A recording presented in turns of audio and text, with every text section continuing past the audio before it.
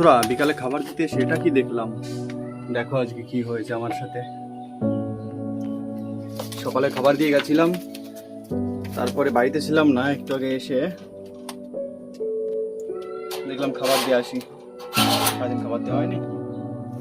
আমি সকালে যখন খাবারটা দিতে এসেছিলাম তখনই দেখলাম পায়রাটা চুপ করে বসে আছে, কিন্তু যে এইরকম হবে সেটা ভাবতে পারিনি। একদিনে অসুস্থ হওয়ার সঙ্গে সঙ্গে মারা গেল। জানি না কি হয়েছিল, নাকি কিছুতে কামড়েছে, এরকম কখনো হয় না, দিনের দিন অসুস্থ হয়ে মারা গেল।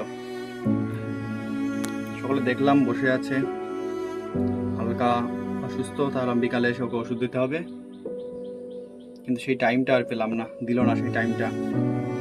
বাড়িতে ছিলাম না দিন পরে। দেখো ছেলেটা, মেল পায়রা, কত সুন্দর কোয়ালিটি ছিল, বেশি সময় মারা যায়নি, নরম আছে এখনো। এই যে দেখো পায়ের ফেদার, কি সুন্দর কোয়ালিটি ছিল বেবিটার, সেমি আইডাল ছিল এটা।